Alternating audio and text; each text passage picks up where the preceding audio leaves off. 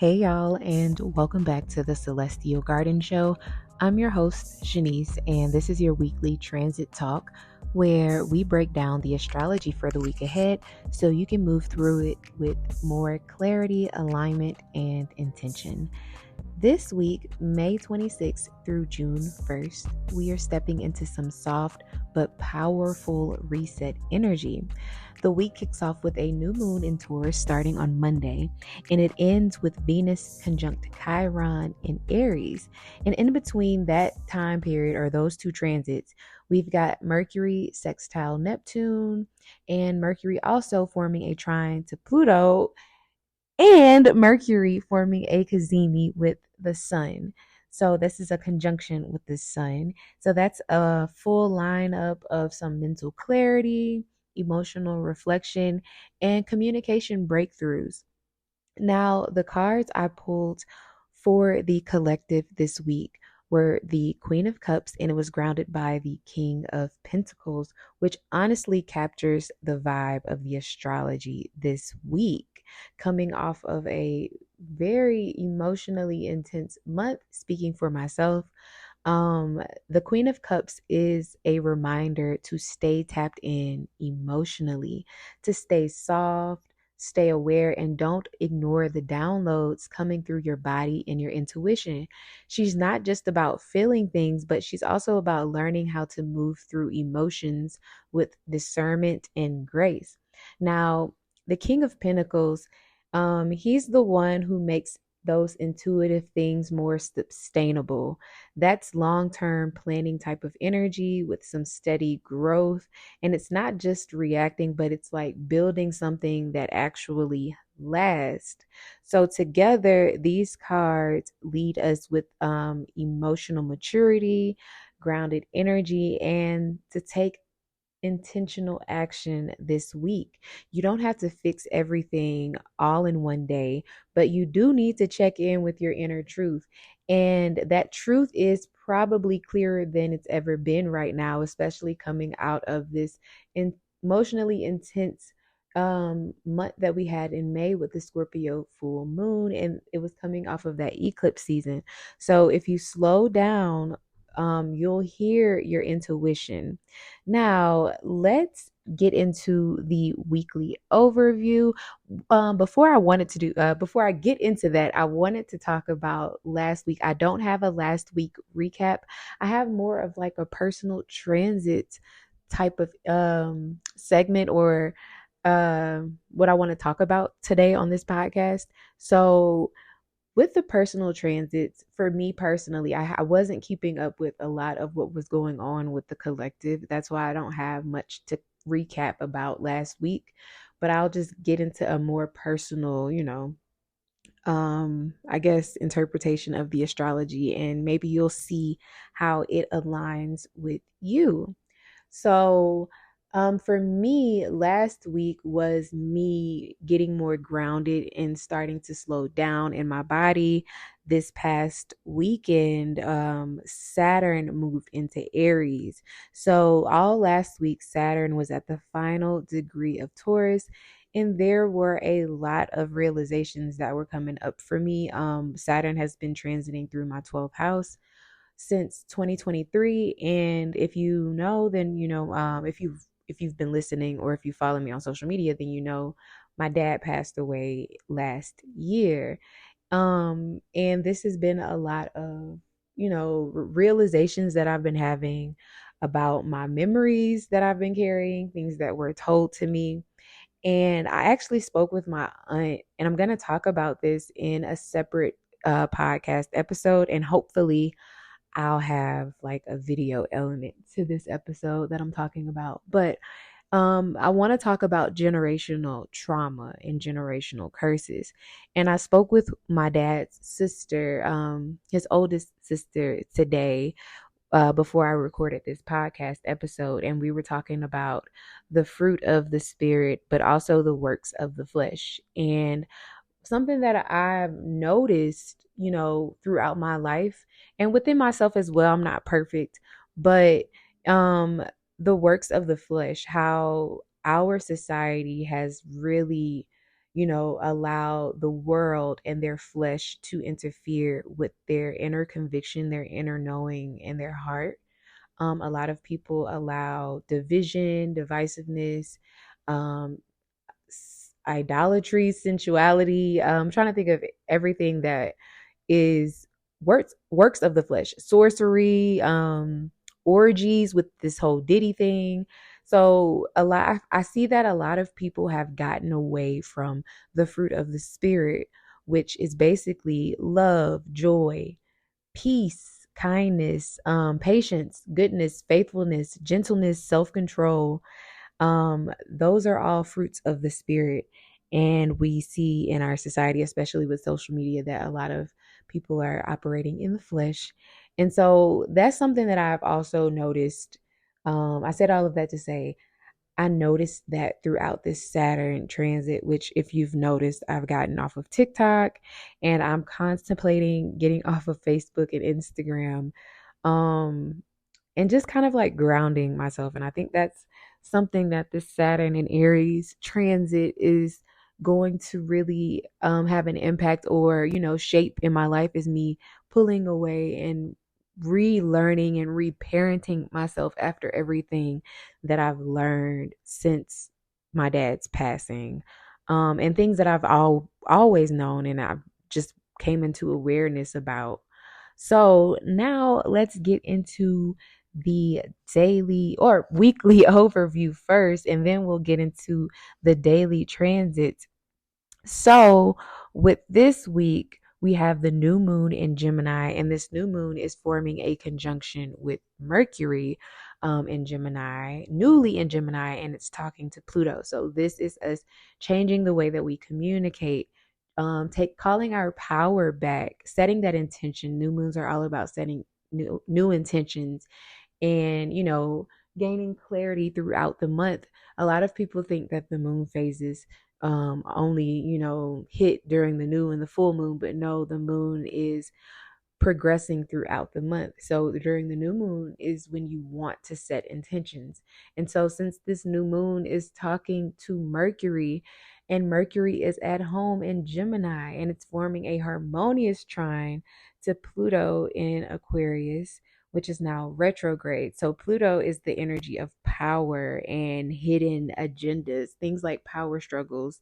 Um, so what have you learned within the things that you don't speak about, like within the relationships that you have that you see power struggles within?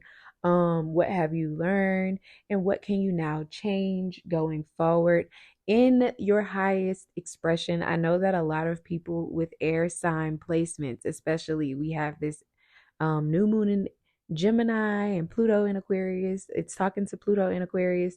So a lot of people with air sign energy like to spiritually bypass by emotionally detaching. And that's not really going to work while Pluto is in Aquarius right now. It's asking us to call our power back, and it's asking us to get clear about our emotions.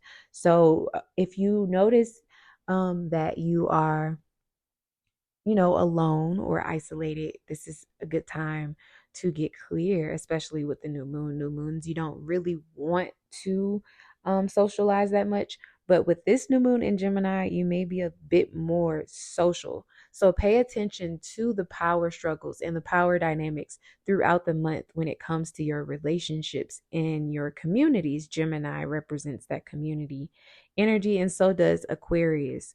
So just be mindful of that when you're entering this month, this summer month. We also have Jupiter entering Cancer next week.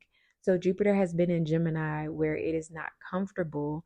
And the reason why it isn't comfortable is because Gemini is an air sign that likes to, collect information to share, and Jupiter is more about just getting the information and sharing the truth. And Gemini wants to share multiple streams of information or multiple information. So it can get a little bit ungrounded, but now that Jupiter is moving into Cancer, it is exalted. So hopefully collectively we can see a lot of cleanup where we see shadows, like a lot of people operating in their shadows. When Jupiter moves into Cancer, that will change, hopefully, prayerfully. So now let's get into the daily breakdown, starting with Monday, May the 26th, the new moon in Gemini. We start with a fresh start. It's light, but it's very intentional. It's here to clear the mental clutter, talking to Pluto retrograde.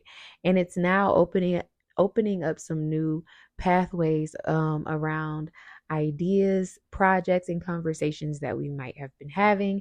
So if you've been spinning in circles mentally today, or Monday, May the 26th, might bring an invitation to reset some of that mental chatter that you're going through or that you're having. So that's the energy that we have on Monday, with all of the aspects, with Mercury forming a sextile to Neptune and the new moon in Gemini. It's a very insightful and intuitive day. It's where we can get clarity within our logical space, or some mental clarity is what I'm trying to say. So you might feel more mentally alert or get a download about where you can shift your focus. Monday is a great day to journal, plan, or simply speak your intentions out loud. So some things that you can do on Monday is write down your new intentions with that new moon energy and have some honest conversations. This is a great day to set boundaries around information overload. So this is a good day to set those boundaries around conversations that you may feel power struggles in, or you may feel like you're trying to heal. Some questions that you can ask yourself on Monday: where is my attention going, and is it actually serving me? What new idea am I ready to commit to? And what does a mentally healthy routine look like for me? And so now let's get into Tuesday, May the 27th. We're still in that new moon energy. So it's a very thoughtful and sharp day. Mercury is forming a trine to Pluto on Tuesday. So words really carry a weight on Tuesday with that, with Mercury forming that trine and having a conversation with Pluto. So if there's something that you've been holding back, Tuesday could be a good day to get it out, and it lands the right way. So Tuesday's energy is all about clarity with reflection, or it comes through some reflection. It's a great day for problem solving, editing, and seeing beyond the surface level distractions that you may see on a day-to-day basis. So it's a good day for some mental breakthroughs if you're open to it. So some things that you can do on Tuesday are to organize your plans, reflect on something you've avoided, deep dive into a topic that's been calling you. And some questions that you can ask yourself are: what do I actually want to say? What's been sitting under the surface? And where can I use my words to empower and not control? Now, let's get into Wednesday, May the 28th. The moon will move into Cancer, so it is a tender and sensitive day. It might bring us in our feelings, and the moon will also square Saturn newly in Aries. So Saturn might bring up some pressure or emotional resistance, but let it move in your body. This is a good day to check in with your emotions. Do a body scan meditation if you've been feeling emotionally blocked or drained. It's okay to take a step back on Wednesday. Let yourself feel without judgment. Some things that you can do is rest and tend to your body. Check in with your inner child and cook something that is comforting to you. Some questions that you can ask yourself are: what emotion have I been avoiding? And am I being too hard on myself? Or how can I mother myself today? So let's get to Thursday. The moon is still in Cancer, and it's still a pretty sensitive but reflective energy. The sun will form a conjunction with Mercury. So this is the Cazimi day, where we will get some mental clarity and a reset within our mental process. So if something clicks or if the truth comes out, listen to it on Thursday. that energy is like an aha type of energy. You might feel more mentally clear, or you might finally be able to articulate something that's been stuck within your chest, within your heart. So some things that you can do is have those breakthrough conversations on Thursday. Write, record, or speak something into existence with that sun conjunct Mercury, and it's still talking to Pluto. So some questions that you can ask yourself are: what truth do I need to say out loud? What part of me is finally being seen? And what new story am I ready to tell? Now, let's move over to May the 30th, Friday, when the moon will move into Leo. So we might feel a bit more expressive and a little bit more social with the moon being in Leo, that fire energy. It's keeping us grounded when the moon forms that trine to Saturn on Friday. So the moon enters Leo and forms that trine. So it's a good day to be creative, but also get more structured talking to Saturn. So this energy on Friday with the moon entering Leo and talking to Saturn and Neptune, and then it will be opposing Pluto. You might feel like you are passionate about something, or you may feel like you're finally aligning in your purpose. You might feel fired up about a project or a vision, and on Friday, the energy is supporting you to stay on track, to stay on task. So some things that you can do is make progress on some creative projects that you've been working on. Share something that you feel that is meaningful with that Leo energy. Also, anchor your passion into a plan with that Saturnian energy. So, some questions that you can ask yourself are: how can I show up without shrinking? What does creative maturity look like for me?